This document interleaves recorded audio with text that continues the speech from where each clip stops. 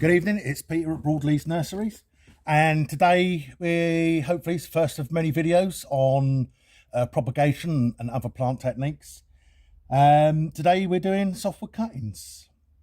Now I shall try and keep these videos as layman as possible, try not to use any big long flashy confusing words. And this video is not designed to tell anybody they're doing cuttings wrong, because I know a lot of you do your own cuttings with your success. What this is aimed for is for those that's not really ever tried it before or not got on very well with it. So what I'm going to do is today I'm going to show you how I was taught. Okay, firstly, when we do softwood cuttings, any time of the year where you've got nice green growth, you don't want any brown lignified or barked wood. And the time to do that is when this time I'm getting ready to pot this one on. This was raised from a cutting the same way in the process I'm about to show you. Last autumn. It's been overwintered in this 9cm pot, and I'm about to cut it back to put it into a 2 litre pot to retail later on in the summer. This one's actually Salvia Peach Parfait, nice little perennial. So anytime you want to do this is when I like this, cutting it back, or if like you're pinching out and you're pinching your hanging baskets, don't throw the stuff away because you're throwing away free plants. Okay, as you can see, this is take 2. I've already done some Salvia hot lips earlier on, but the camera's in the wrong position. So, any case, here we go. So, this plant here, I'm now going to cut this back because I'm going to want it to retail later on in the year. I'm going to cut it back as uniform as possible. So, now this 1 becomes 2, 2 becomes 4, 4 becomes 8, and you end up with a nice bushier plant rather than a nice big, tall, long, leggy one. Okay. So what we're left is a load of this material. Again, you can compost it, but why compost it when you can make free plants? Okay, in the tray, we have a seed and cutting compost, soaked till it's dark brown. The reason you want a seed and cutting compost is because it's low nutrient. If you put your cutting straight into a high nutrient soil like a multi-purpose, your little roots ain't got to go nowhere. So they stay quite small, quite slim, and they've got more chance of dying off for damping off a disease or extreme weather conditions. Once we've soaked the tray, what you want is the soil to be dark brown. When you squeeze it in your fingers, just a small amount of moisture comes out, and then it holds together briefly, but then as soon as you let go, it just falls apart. Okay? Now, you want a dibber or a little plant stick or cocktail stick, and then the soil's not been compacted, it's just been immersed in the water to absorb the water. Take the stick and make a slight little hole. We don't want to compact the soil. We want it nice and loose, so when these little roots came out, they can got plenty of nice light soil to go rather than compacted soil, so you get a bit bigger root ball quicker. Tip number 1, most people would plant that as a cutting. For the way I was taught, that's too big. If you can imagine, you put that in the ground to grow, that little cutting has now got to look after all that green while it's still trying to create roots.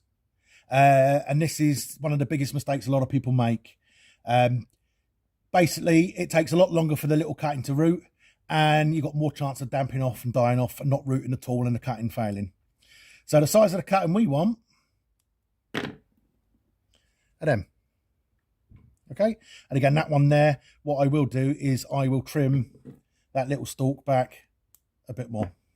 Okay, take the said cutting, where we've made the hole, we insert the stalk. I hope you all can see this, and then once it's in, just give him a little hand, sounds like he's got a little lump.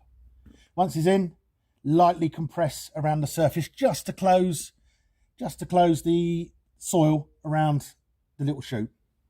Okay, so from here, look, what we were gonna waste, we can basically get 1, 2, 3, 4, 5, 6, 7, 8, 9, 10,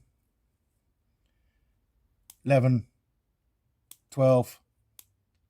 They're starting to get a bit thick now and a bit hard, so we'll chuck those. Okay, now all these other cuttings, again, just trim them down slightly in the little hole, compress,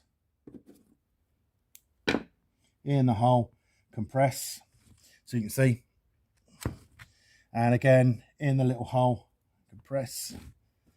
Make sure the stem is not too long. There you go. Dip your holes, cuttings. If you've got one like this, just pinch that out, make it into two. And what we're going to do after we've done these, they will then go onto a heat mat. You can at home can use a heater propagator, but you want the temperature set at somewhere in the region of 20 degrees C. Okay. A lot of you will have noticed that I've not actually used any rooting hormone. That's because in this controlled condition in the glass house, and on that heat mat, and in this low nutrient soil, it's not really warranted unless you've got a plant that is extremely difficult and quite hard to root. Something like a eucomis, sorry, not eucomis. Forgot it. Something like a not eucomis, echium, something like echium webii or something like that. You'll find that rooting hormone or rooting gel will be beneficial, but the heat is the main key. If you're in a dark room or you've got quite a dark place like an outhouse that's not fully bright, a cheap LED light to extend the day length to about 14 to 15 hours is preferable, and it will help your cuttings to root. So there we are. We've got the 10 I did earlier on the first video that I mucked up. I'm going to hopefully show you in a minute that I mucked this one up. And then we got 10 or 12 of the Salvia Peach Parfait. Now I'm about to put that onto the hotbed, and we'll come back to that on a video in about 2 weeks' time and see how they're getting on. And they should root within 2 to 6 weeks, depending on your heat and your light. But these literally 2-3 weeks, I would expect to see quite a bit of root on them. And in 4 to 5 weeks' time, I expect to be taking these out of these cells with a nice big root ball ready to plant on into my multi-purpose compost. So hopefully that was clear to you, and hopefully next week we'll do another video, and then the week after we'll have a look at these cuttings, and then we'll try and do some more stuff to try and help you in your gardens. Thank you very much.